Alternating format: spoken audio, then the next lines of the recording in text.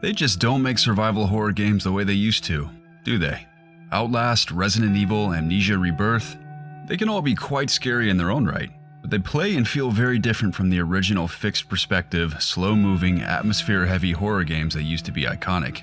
Tormented Souls was made in a very deliberate attempt to bring back classic survival horror on every level, and it succeeded with flying colors.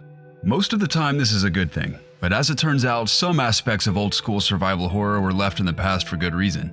This game probably won't draw any new fans to the survival horror table, but it will be a great treat for people who already love this style of game. I'll give it this. Tormented Souls really does capture the old-school survival horror feel. Move slowly, examine every nook and cranny, read everything you can get your hands on, and hoard tape like it's going out of style. All while hoping there's nothing around the corner more dangerous than shadows and creepy dolls. Unfortunately, this extends to a general feeling of aimlessness and an initial introduction to the female lead that feels downright exploitative. I can't say I'm particularly happy with the way the developers decided to show off their female protagonist's naked body at the very beginning of the game, but it does set a tone of horrifying violations right off the bat. Even the revelation that she's had an eye surgically removed without her knowledge or consent is overshadowed in comparison. If you've had a fondness for classic survival horror, you'll probably enjoy Tormented Souls. However, if tank controls are a deal breaker, then this isn't the game for you. The same goes for jump scares. There aren't a ton of jump scares in the game, but there are enough. In fact, the first time you see a monster is a jump scare, complete with a scare cord. If you're a naturally jumpy person like I am, take care going forward. The game's tank controls would definitely shine with a better controller, but I managed to progress with a mouse and keyboard. That said, moving around with a keyboard can be very slow, especially if you're trying not to miss any objects you can interact with. Speaking of which, it can be really hard to tell what objects you can and cannot interact with. In comparison, the puzzles are quite well crafted and probably won't stump you for more than a few minutes, especially if you're familiar with old school survival horror in the vein of classic Resident Evil. You can't interact with objects or attack your enemies in the dark, which adds a whole new level of tension to the early parts of the game. The lighter plays an incredibly important role here, as it's how you light candles, though you can also find ways to turn on electricity in certain rooms. Like the old school games it's imitating, Tormented Souls has no modern save function. You have to find and use tape in a save room if you want to save your progress. And there aren't a lot of tapes. I started feeling lax soon after I started playing. I really would have appreciated being able to play this game in small chunks for the sake of my nerves, which were being slowly worn away by the game's smothering atmosphere. This is a genuinely scary game when it comes to pure gameplay. However, the same can't be said for its story. Tormented Souls begins with protagonist Caroline Walker receiving a creepy, partly burned photograph in the mail from a blatantly false sender, complete with a spooky message, or rather accusation written on the back. Just picking the photo up causes her physical pain and she soon begins to suffer from nightmares.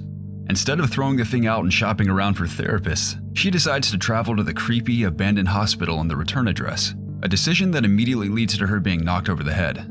When she wakes up, she's down an eye, naked, and attached to a ventilator, and that's just the beginning. Gradually, she begins to explore the mansion, searching not for a way out but for answers, which made me genuinely question her mental health. James Sunderland refusing to leave Silent Hill was creepy and tragic because it hammered in that he had nothing left to live for.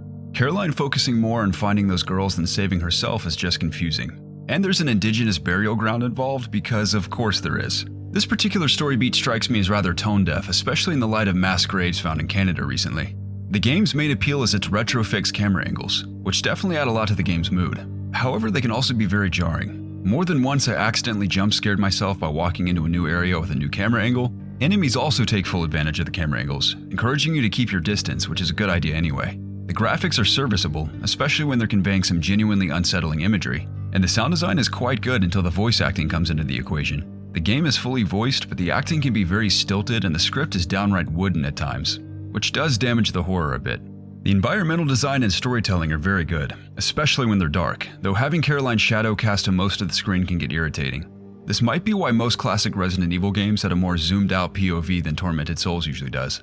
Caroline's face is also very expressive, and watching her react to the horrors of Winter Lake is surprisingly compelling.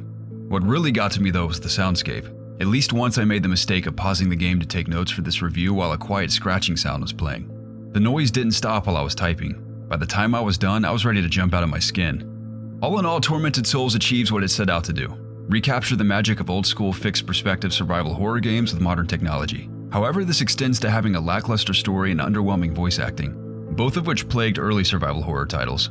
While the game's tension, atmosphere, and environmental storytelling are top-notch, the controls can be difficult without a controller and some decisions are downright tasteless. In the end, this game will probably appeal most to people who already love classic survival horror, rather than bringing in new fans.